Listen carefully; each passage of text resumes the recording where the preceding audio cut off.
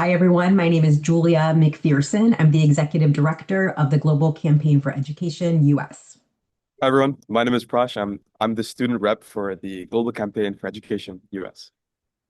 So, I'd like to start by inviting everyone to take a look around at your fellow Zoom participants here today. See if you can find one similarity between you and every other person here. Now, if you can't think of something, I'll give you a hint. We're all brought here together today because we value education and the profound impact it has on making the world a better place. The Global Campaign for Education fights for the students who don't have the opportunity to sit in rooms like the one we're in today. We fight to give a voice to the students who've been shut out of the very conversations that determine their futures.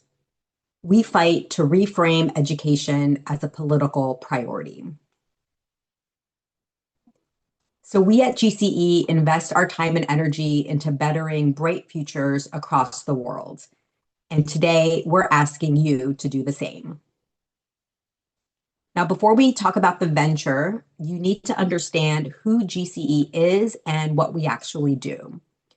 We at GCE don't just talk about education equity. We go to Capitol Hill and demand it. We lobby for education funding at the federal level. We bring the stories of marginalized children directly into congressional offices, stories lawmakers don't otherwise hear. And we train affected youth to be the ones doing the advocating. Advocacy costs money. That's where we come in. So, onto our venture. We're proposing the creation of GC's very own Youth Policy and Advocacy Summer Institute. This would be a paid, week-long hybrid program for high school sophomores and juniors, where students go through online training sessions, then travel to Washington, D.C.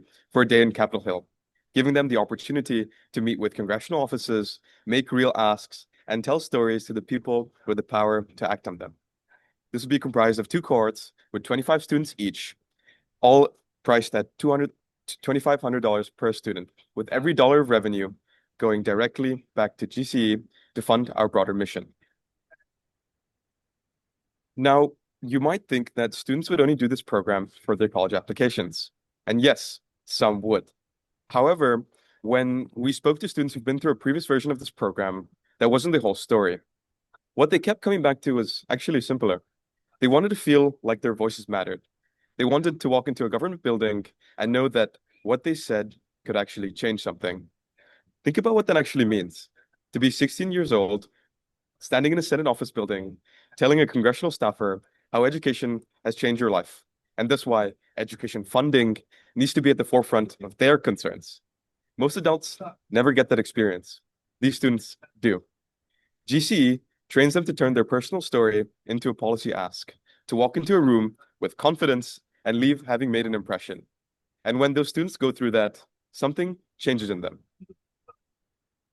Now, we'd like to tell you about two of those students.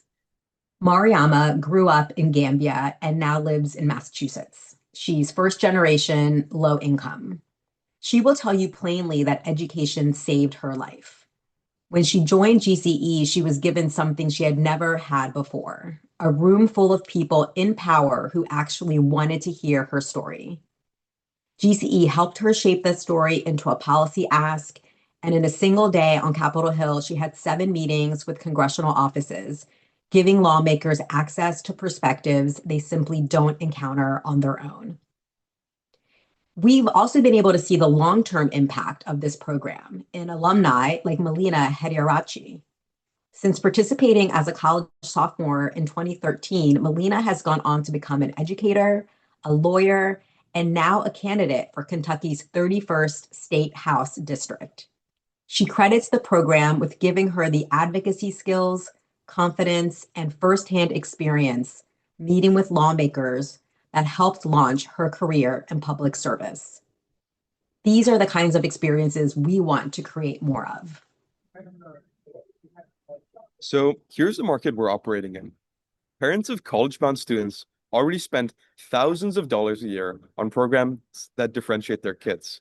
We're offering something none of those programs can: real Capitol Hill access, real advocacy experience, all at $2,500 per student, below what Georgetown and Brown charge while still signifying value to customers.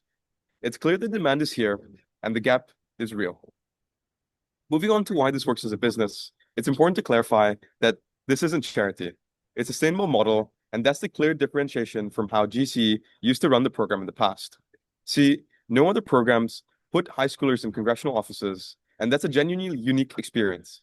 In addition to this, from a business standpoint, we're surplus positive from year one, with every dollar of that surplus flowing back into our mission. The numbers are straightforward. At $2,500 per student across 25 students, we generate $125,000 in year one revenue. Total costs come in around $56,800, covering our program director, DC logistics, marketing, and materials. That's a surplus of $68,000 in year one alone, growing up to $129,000 by year four. This is not a break-even model. It's a surplus model from day one, and every year that surplus grows. To do this, we're asking for $56,800, offering a bridge before tuition revenue comes in. Looking at the specifics, that's the salary for our program director, DC logistics, marketing to recruit our first cohort, and materials. See, every child deserves a seat at the table. GCE fights for them, we fund GCE, and this is what it costs to start. So you're not just investing in a summer program, you're investing in a flywheel. Parents pay for a transformative experience. GCE earns the surplus. That surplus funds global advocacy. And the students who had no seat at the table get one. GCE invests our time and energy into bettering bright futures across the world. Today, we're asking you to do the same. Thank you.